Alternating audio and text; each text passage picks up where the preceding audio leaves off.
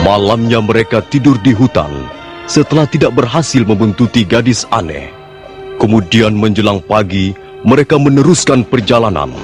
Matahari semakin tinggi dan mereka belum menemukan arah yang jelas. Bahkan beberapa kali kembali melewati jalan yang sama. Mereka kemudian tahu bahwa tersesat jalan. Pendekar Lau lalu mengajak istrinya menaiki ketinggian sebuah bukit. Ketika mereka tengah mengamati suasana yang terhampar di bawah bukit, mendadak ada serombongan orang berkuda melintas. Hai, rupanya ada jalan yang hidup di bawah bukit itu, Lau. Mungkin jalan di bawah itu menuju ke suatu tempat yang penting. Mari kita lihat.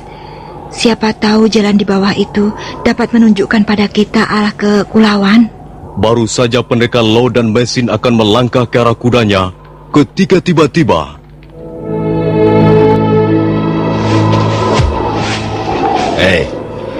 kalian mau ke Candi Surabana?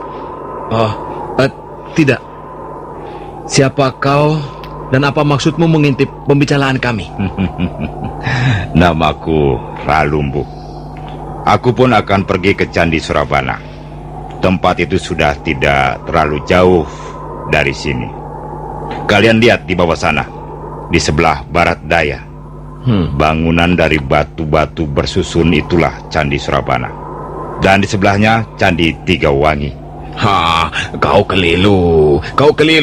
Kami tidak berniat pergi ke sana. Hanya. Bagaimana aku bisa percaya pengakuanmu? Semua orang yang berani melewati daerah ini sekarang ini pasti bermaksud pergi ke Candi Surabana. Sebab nanti malam akan terjadi peristiwa yang penting. Di tengah pelataran candi itu akan berkumpul para pendekar dari berbagai golongan. Kami sudah mendengar tentang pertandingan ulakan-ulakan itu, tapi kami tak berminat mengikutinya. Kalian pasti orang yang berasal dari pesisir timur Java. Aku pernah melihat perkampungan kalian di sepanjang pantai. Kalian mau apa datang ke daerah pedalaman ini?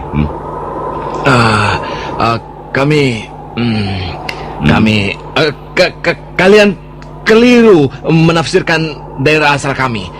Tapi tidak mengapa. Satu hal saja yang harus kalian ketahui, bahwa kedatangan kami di tempat ini hanya tidak ada sangkut pautnya dengan pertandingan di Candi Surabana. Iya. Lalu mengapa kalian bisa sampai kemari? Kami tersesat jalan. Kami mencari seorang teman, tapi kami kehilangan jejak dan tersesat di tempat ini. Apapun alasan yang kalian kemukakan, aku tidak percaya. Hanya, terserah kau mau percaya atau tidak. Maaf, kami tidak ada waktu banyak untuk melayani. Tunggu. Kalian tidak bisa pergi begitu saja. Apa sebenarnya yang kalian inginkan dari kami? Inilah yang kuinginkan. Lihat. Jelas terbukti bahwa kalian bukan manusia sembarangan. Kalian mempunyai kemampuan seorang pendekar. Nah, apa yang akan dilakukan oleh seorang pendekar di tempat ini kalau bukan untuk ikut pertandingan di Candi Surabana malam nanti? Kalian tidak usah menyembunyikan maksud kalian yang sebenarnya. Di sepanjang perjalananku dari Gunung Lamongan sampai ke tempat ini, sudah berapa puluh pendekar kutemui di jalan. Dan mereka semua mengatakan hal yang sama, pergi ke Candi Surabana dan ikut ambil bagian dalam pertandingan ilmu kanuragan. Bahkan semalam aku sempat bermain-main sebentar dengan pendekar dari desa Tebu. Dia memiliki senjata yang aneh, menakutkan, tapi tak banyak artinya. Apakah dia bernama Rake Dukut? Nah, ternyata kalian juga mengenalnya. Kami hanya mengenalnya sepintas lalu. Ketika kami mampir di desa Tebu. Ya, pendekar seperti Rake Dukut itu banyak berceceran di mana-mana. Aku telah kecewa karena dia hanya mampu menahan seranganku dalam 7 jurus. Ya itu pun belum terlaksana seluruhnya. Lalu di mana dia sekarang? Dia segera kabur setelah kuberi tanda dengan sebuah luka di lambung kirinya. Entah nasibnya sekarang bagaimana, aku tidak tahu. Lupanya kau sangat menyukai perkelahian, Iya, menurut pendapatku, jika seseorang dilahirkan sebagai laki-laki, maka dia harus menyukai perkelahian. Bagiku, berkelahi merupakan kebutuhan pokok, sama halnya dengan makan, minum, atau tidur. Kalian merasa ada yang aneh? Ya, pendapat seperti itu memang kedengaran sangat aneh di telinga kami. Oh, jadi kalian tidak menyukai berkelahi, tidak menyukai kekerasan? Tidak. Kau bohong. Kami berkelahi hanya kalau terpaksa saja. Begitu rupanya ya. Bagus, bagus. Nah, sekarang aku akan membuktikan kata-katamu yang sangat manis itu. Ralumbu, tak ada alasan kita untuk berbaku hantam, Ralumbu. Aku tidak peduli siapa kalian. Aku juga tidak ambil pusing lagi apa maksud kalian datang ke tempat ini. Yang jelas, kalian bertemu dengan seekor serigala yang baru saja mengasah taringnya. Yet. Ralumbu, tunggu. Dengarlah baik-baik, Ralumbu. Kalau kau belajar jurus-jurus hanya untuk berkelahi, hanya untuk memuaskan dahaga nafsu, mencederai orang atau membunuh sesama hidupmu, kau tidak akan bisa mencapai tingkatan apa-apa, Ralumbu. Mengapa kau tidak merubah sikapmu dengan membuat suatu kebajikan?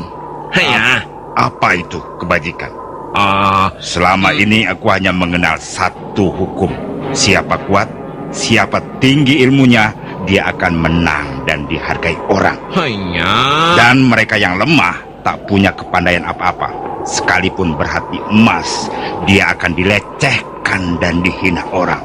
Hidupnya tak lebih dari seekor anjing buduk yang sakit-sakitan. Ralumbu, kebajikan itu penting artinya dan banyak sekali gunanya. Seorang pendekar harus belajar ilmu, tapi juga harus belajar cara-cara hidup yang baik. Kita bukan binatang yang hidup di tengah limbah belantala. Apakah gurumu mengajar begitu? Iya. Di negeri kami berdua juga mempelajari bermacam-macam jurus dan ilmu.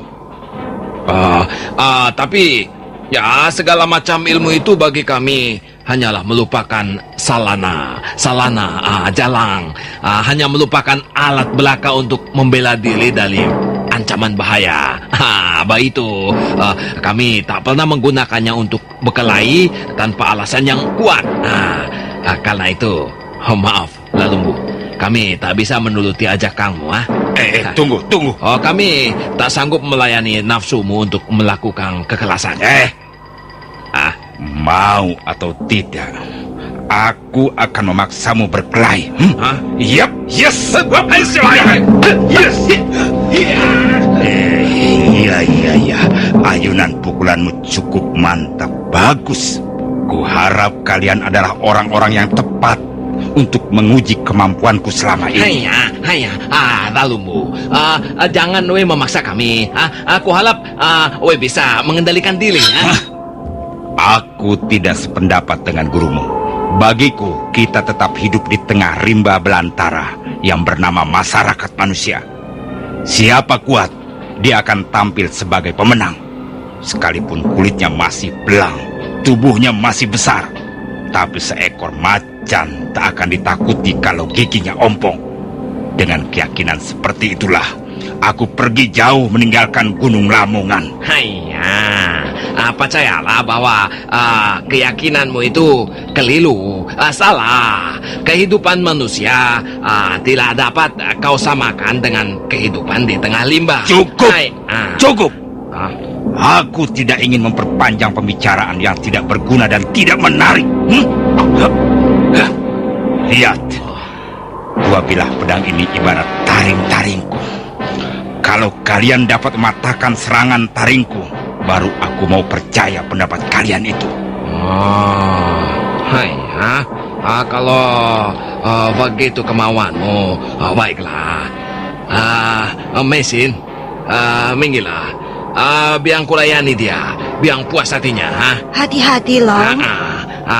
Lalu silakan. Bagus. Dan ingat, ini janjiku. Kalau kau dapat mematahkan jurus-jurusku ini, aku tidak akan melanjutkan perjalananku ke Candi Sorabana. Aku membatalkan untuk ikut serta dalam pertandingan itu. Terserahlah Lumbu.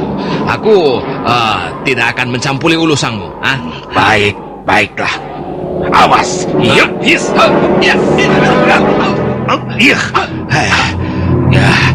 Kecepatan gerakmu patut mendapat acungan jempol.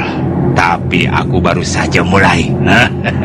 Sekarang lihatlah jurus-jurusku berikutnya.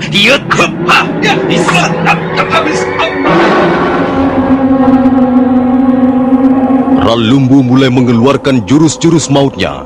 Dua bilah pedang lebar yang mirip pisau pemotong tulang babi menyambar ke sana kemari. Pendekar Lo berusaha membendung serangan lawannya hanya dengan tangan kosong. Ralumbu merasa kesal karena serangannya selalu kandas di jalan. Sementara itu, matahari nampak mulai condong ke arah barat dan angin bertiup semakin kencang turun dari puncak gunung Penanggungan, menyapu lereng dan lembah-lembah di bawahnya. Awas.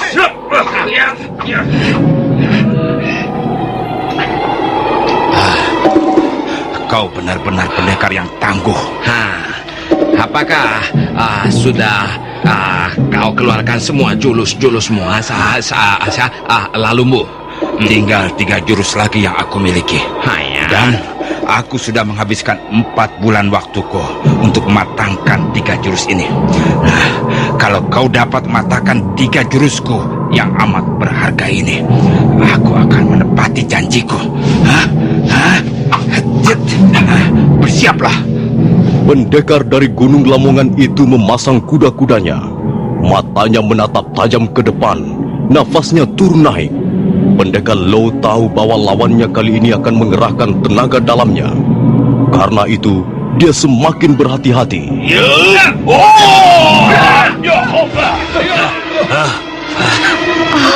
Long, kok terluka, Long? Tidak apa-apa. Hanya luka kecil. Aku agak terkejut menghadapi jurusnya yang begitu sama sekali lain dengan sebelumnya. Jurus orang itu berbahaya sekali, Long. Iya, jurusnya memang sangat berbahaya. Jurus yang sengaja dilacik untuk membunuh lawan-lawannya. Orang ini memang buas sekali. Jauh lebih buas dibandingkan Madangkungan ataupun Pakeling. Long, demi keselamatanmu, kau harus menggunakan pedang itu, Long. Iya, Mesin. Aku tak mempunyai pilihan lain. Lagi-lagi, Ngai harus mengeluarkan pedang naga puspa. Bagaimana? Aku tidak bisa melanjutkan jurus berikutnya kalau kau menempel terus pada wanita itu. Mesin, minggirlah. Jangan khawatir. Minggirlah. Hati-hati, Long. Iya. Hei, aku masih mempunyai 2 jurus lagi. Kalau kau tidak hati-hati, kau bisa menjadi korban jurus andalanku ini. Kau akan menjadi orang yang ke-12 yang terpaksa menemui ajalnya di tangan Ralumbu. Pendekar Lo tidak menyaut apa-apa. Dia hanya memperbaiki letak kuda-kudanya. Kemudian tangan kanannya meraba gagang naga puspa. Ralumbu yang sudah akan mempersiapkan jurus berikutnya terperanjat melihat senjata di tangan lawannya. Untuk sesaat, dia menjadi seperti orang linglung. Senjata apa yang dipakai orang itu? Bentuknya aneh sekali. Seperti penjelmaan Dewa Shiva yang turun ke muka bumi untuk menumpas kejahatan. Belum pernah kulihat senjata seperti itu sebelumnya. Gagangnya seperti memancarkan api yang bernyala-nyala. Ayo, Lalumbu. Mengapa belum juga menyelang? Ayo. Rupanya kau rupanya kau mempunyai simpanan senjata juga. Bukankah ini lebih adil? Kau menggunakan senjata dan aku pun akan menghadapi jurus-jurus pedangmu dengan senjata pula. Iya, baik. Aku akan melihat bagaimana kau memainkan senjatamu yang aneh itu. Ayo.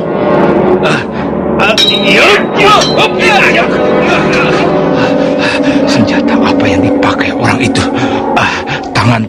Tanganku menjadi kesemutan setiap pedangku berbentur senjata aneh itu. Kalumbu, sekarang ganti aku yang akan menyulang.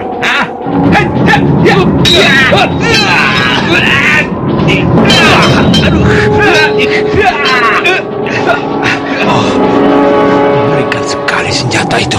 Aku seperti mendengar suara petir menyambar pohon. Kalau sampai terkena sambaran pedang aneh itu, tubuhku bisa lumat hancur. Lalumbu, kukira kau tidak akan menuluskan pertarungan lagi. Iya. Butuh kan? Kau benar. Dan aku akan menepati janjiku. Kalau kau mau ke Candi Solabana, pergi. Kehadiranku di tempat ini tak ada hubungannya dengan pertandingan itu. Oh, tidak. Aku akan memegang janjiku. Aku tidak akan datang ke Candi Surabana. Lalu, Owe mau ke mana? Ya, aku akan merenungkan kata-kata gurumu itu. Selama ini, aku hanya hidup untuk berkelahi, untuk menang, untuk ilmu, untuk berkelahi lagi dan menang lagi, dan seterusnya. Aku menjadi ragu-ragu bahwa cara hidup seperti itu adalah yang paling benar, paling baik. Nah, selamat tinggal. Lalumbu. Bagaimana loh? Kulihat orang itu sepertinya tercekam oleh kekalahannya loh. Sebetulnya dia orang baik. Mudah-mudahan saja pengalamannya kali ini berguna untuk hidupnya. Lihat loh, matahari semakin condong ke arah barat. Sebentar lagi malam tiba loh. Belum tahu kita mau kemana ini. Bagaimana kalau kita melihat ke Candi Solabana? Itu terlalu berbahaya, Mesin. Aku ingin melihat apa yang akan terjadi di pelataran candi itu. Tepat di bulan purnama. Di pelataran sebuah bangunan kuno loh.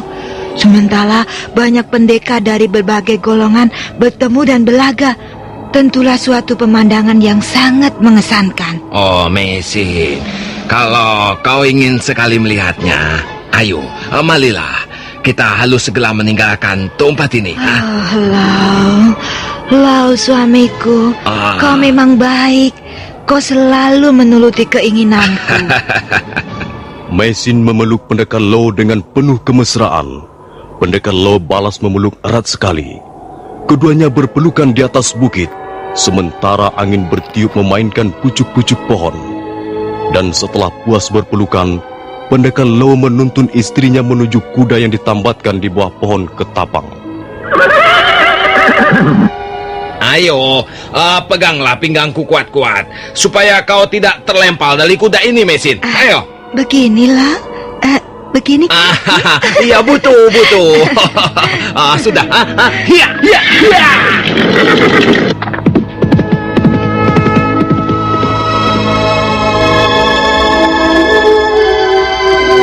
Kuda yang mereka tunggangi segera meluncur dari puncak bukit. Kuda yang lincah itu terus berlari bagaikan melayang di atas rumput-rumput hijau. Nah, para pendengar sekalian, bagaimana kisah selanjutnya? Apa yang akan terjadi di Candi Surabana pada malam bulan purnama nanti? Silakan menunggu episode berikutnya. Sampai jumpa.